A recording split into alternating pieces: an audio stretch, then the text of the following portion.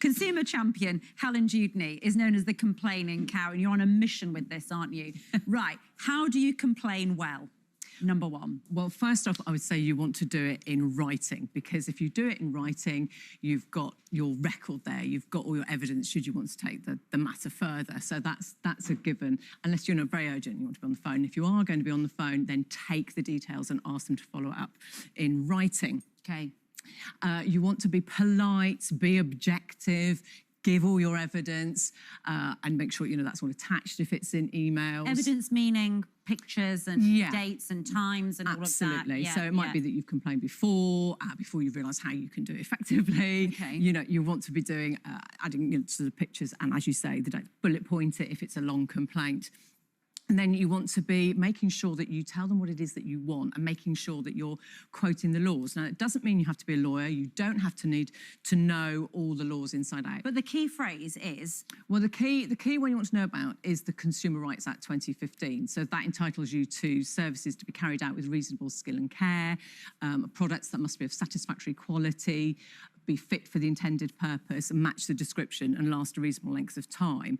So your phrase is going to be something along the lines of, under the Consumer Rights Act 2015, I am entitled to, and then you would put it in, so whether it didn't match the description or it's broken, and then... And it makes you sound less like you're just moaning and you're getting it off your chest. It just makes it sound like, well, this is just, it's sort of unemotional.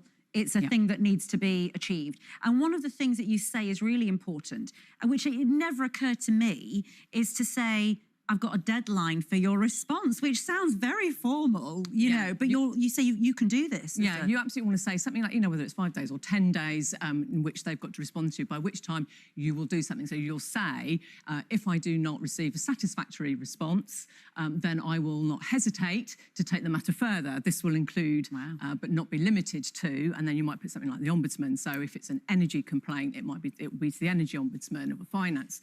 But if, even there's Furniture Ombudsman, there's a Motor Ombudsman. Okay, so and you also, you say you can, when you escalate it, you can find the CEO of the company and just go straight to them. Go to ceoemail.com. We'll give you the CEO's email address. Okay, let's go through some other bits. So chatbots, how can you make sure you speak to a human being? Well, you can try a few tricks. So make sure that you're doing it in office hours, because there might be somebody more likely to be there.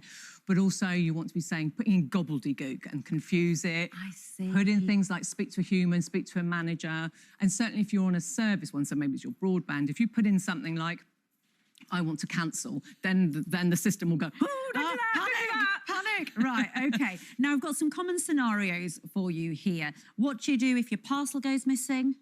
If your parcel goes missing or there's something wrong with it, you do not contact the courier. Your contract is with the company that you have paid the money to. So if it's company X, you go to X and say, I want a refund or I want the parcel. And when they try and fob you off and say, you've got to contact the courier, you say, no, under the Consumer Rights Act, my contract is with you. You go and waste your time. That phrase again, brilliant. Okay, cowboy builders, plumbing. I mean, it's difficult when it's in your house and it's going wrong.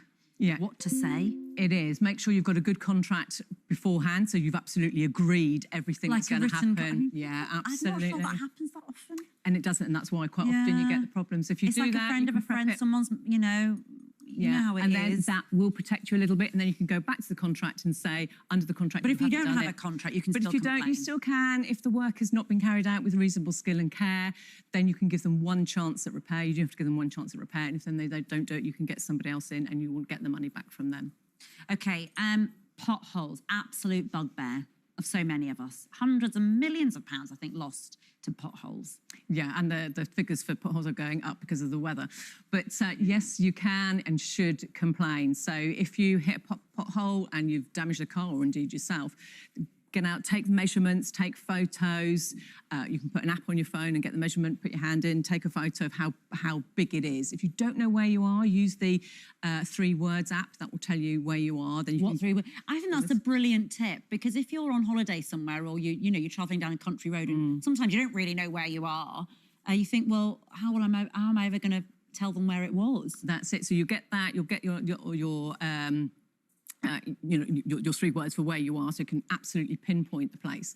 And then you can go and find my street, and then you can find out which local authority it is to complain with all your evidence. Right, you're going to have to do this quickly, but face-to-face complaints, bit like the plumber and stuff, but face-to-face complaints, hair salons, Hairdressers, that's nail salons, yeah, restaurants. It is more difficult, but it still comes down to the law and giving them one chance at repair, or if you're in a restaurant, making sure you don't eat the food if you're going to complain about it.